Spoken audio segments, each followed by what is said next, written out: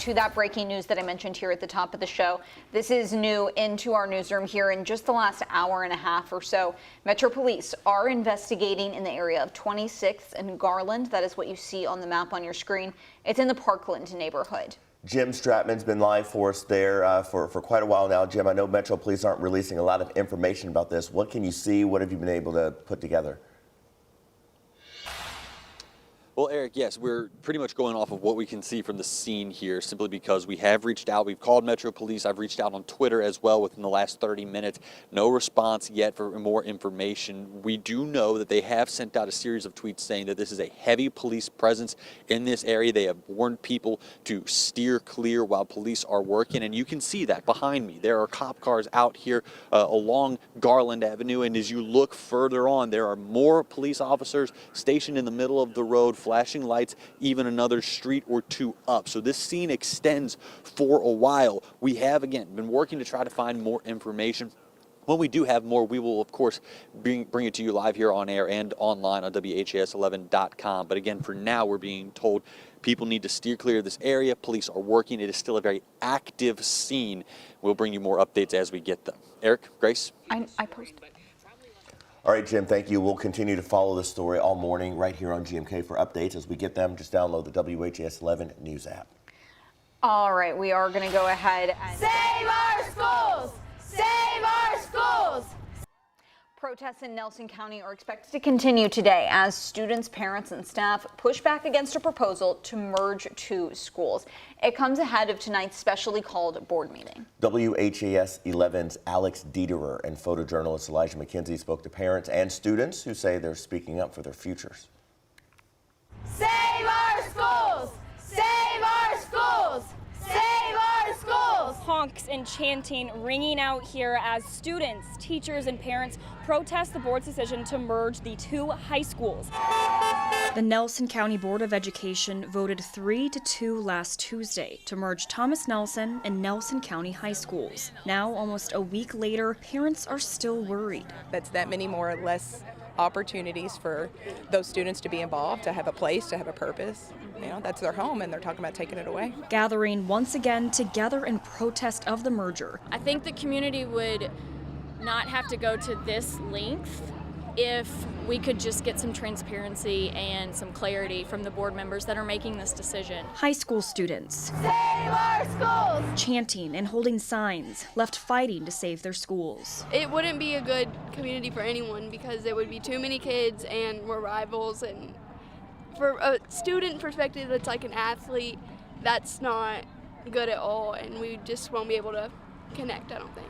We have tried to get comment from current board members and the Nelson County Superintendent Wes Bradley, but so far they've been silent since the vote. Alex Dieterer, WHAS 11 on your side. Now, this wasn't the only protest Monday. Students and staff at Bloomfield Middle School walked out of class in protest of the merger.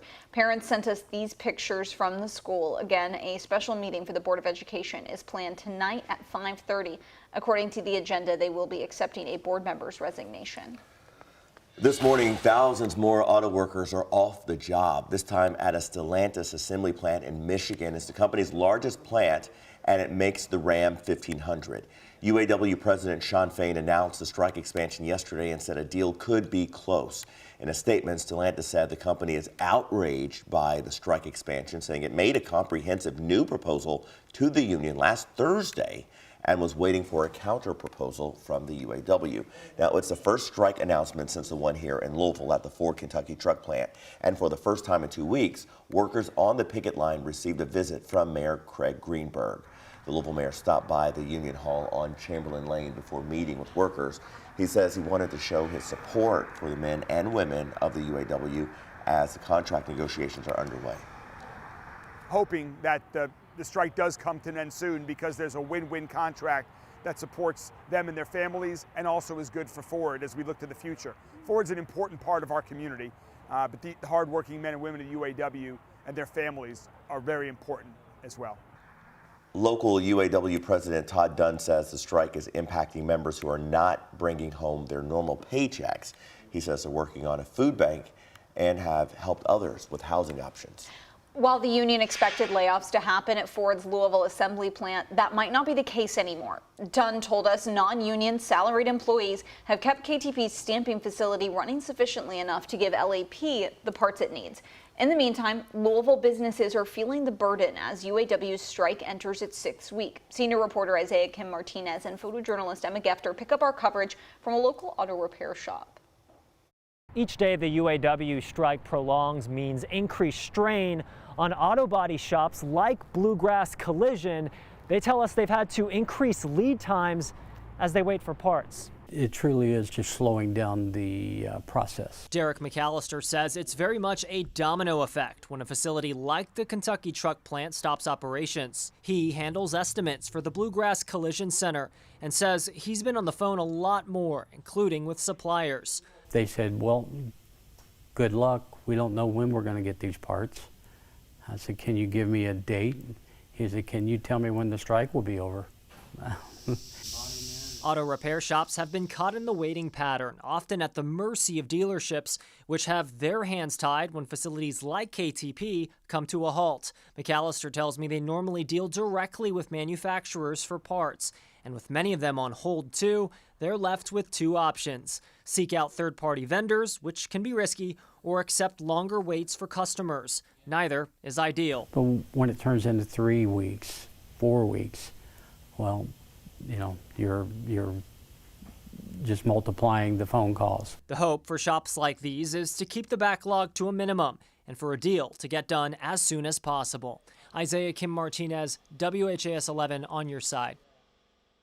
Right now, more than 40,000 auto workers are striking among the big three automakers. That is just about 30% of the union's workforce.